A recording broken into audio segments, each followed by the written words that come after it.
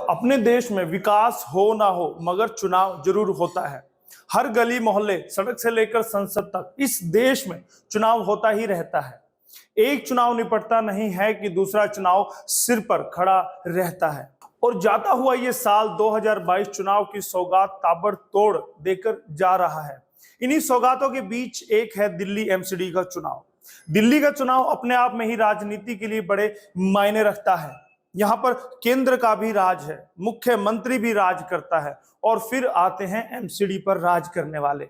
लिहाजा दिल्ली के एमसीडी चुनावों से जुड़ी बातों पर गौर करेंगे और साथ ही मौजूदा पार्टियों जो हैं उनकी भी धमक को देखेंगे। चुनाव को लेकर इनकी तैयारियां कैसी है, तो चलिए फिर शुरू करते हैं आज का एसएनए। नमस्कार, स्वागत है एसएनए में। हरियाणा आज का स्पेशल शो है जिसमें स्पेशल न्यूज एनालाइज करते हैं, खबरों का स्पेशल विश्लेषण हम करते हैं ताकि खबर की तह तक आप जा सके और खबरों को आराम से समझ सके।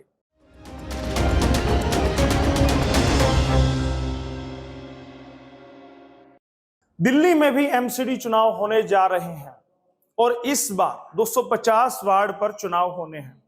हमें यह समझना जरूरी है कि दिल्ली में एमएलए भी है और पार्षद भी है। यह जानना जरूरी है कि दोनों के कार्य क्षेत्र और भूमिका किस तरह से अलग है।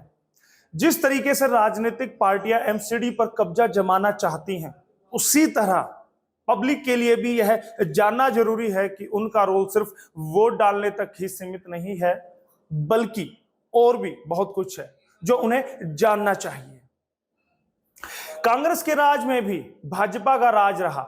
जी हां, बता दें कि दिल्ली नगर निगम 7 अप्रैल 1985 को अस्तित्व में आया था और भाजपा ने 2007 से ही नगर निगम पर पकड़ मजबूत बना रखी है। तब केंद्र से लेकर दिल्ली तक में कांग्रेस की सरकार हुआ करती थी। इसमें बड़ी बात तो यह है कि दिल्ली की पूर्व मुख्यमंत्री शीला दीक्षित की नीतियां भी कांग्रेस को एमसीडी में जगह नहीं दिला पाई थी।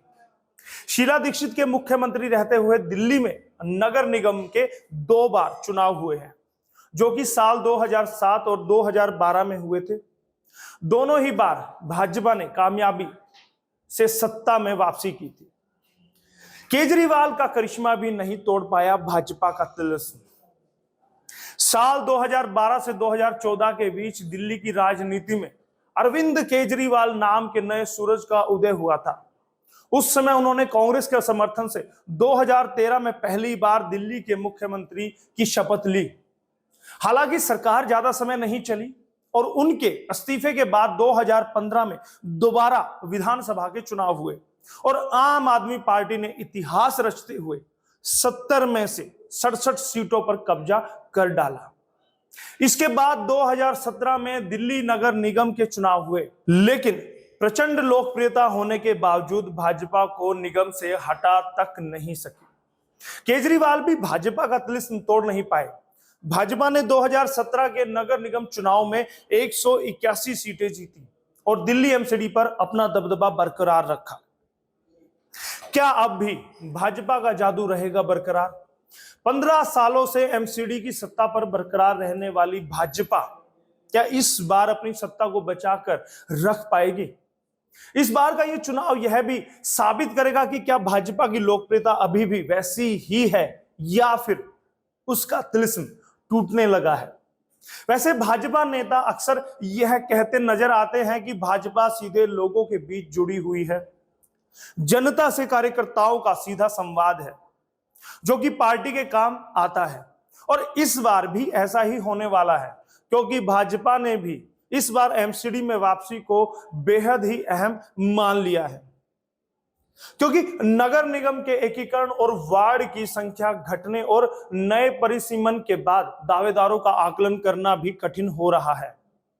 तो वहीं आम आदमी पार्टी के बढ़ते प्रभाव को देखते हुए भाजपा के राष्ट्रीय नेतृत्व ने टिकट वितरित पर जोर लगा दिया है। प्रत्याशियों की छवि और वार्ड में उनकी पकड़ पर भी आकलन किया जा रहा है।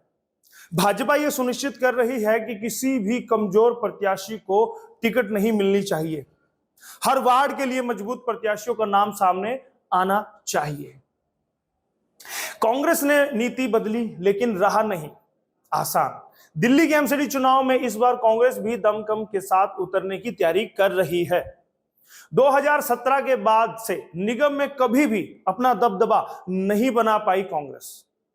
इस बार शीला दीक्षित के 15 साल के कामकाज को लेकर दिल्ली की जनता के बीच जाने वाली है। इस बार कांग्रेस का स्लोगन भी है, मेरी चमकती दिल्ली, मेरी कांग्रेस वाली दिल्ली, शीला दीक्षित वाली दिल्ली। कांग्रेस ने इस बार नीति बेशक बदली है, लेकिन राह आसान नहीं है, क्योंकि इसका बड़ा कारण कांग्रेस नेताओं का एक ना होना है। नेताओं में आपसी गुटबाजी चरम पर है। अल्पसंख्यक समाज और दलित समाज जो आम आदमी पार्टी के पाले में चला गया है, उसको वापस ना ला पाना कांग्रेस के लिए बड़ी परेशानी की वजह बन सकता है। सभी पार्टियों की चुनौती भी अलग। जी हां, इस चुनाव में भाजपा के सामने 15 साल से चली आ रही सत्ता को बचाने की चुनौती होगी, तो वहीं केजरीवाल की कोशिश रहेगी कि स्थानीय प्रशासन में भी अपनी सरकार बनाई जाए और दिल्ली पर पकड़ को मजबूत किया जाए। जबकि कांग्रेस की अगर बात करें तो वो भी नगर निगम चुनाव के जरिए दिल्ली की राजनीति में मजबूत वापसी का रास्ता तलाश रही है या बना रही है। अब देखना होगा कि ऊंट किस करवट बैठेगा, वो भी हरियाणा आज आपको दिखाएगा। लेकिन अभी के लिए आप एसएनए को लाइक करते रहिए, वीडियोस को शेयर करते रहिए और दोस्तों हरियाणा आज को सब्सक्राइब जरूर कीजिएगा। दोस्तों हम यूट्यूब, फेसबुक, ट्विटर, इंस्टाग्राम सभी प्लेटफॉर्म पर है, वहां पर आप हमें फॉलो कर सकते हैं और हमारे साथ बने रह सकते हैं। बहुत बहुत धन्यवाद एसएनए के लिए। मैं आपका दोस्त, आपका होस्ट यशपाल कंचन।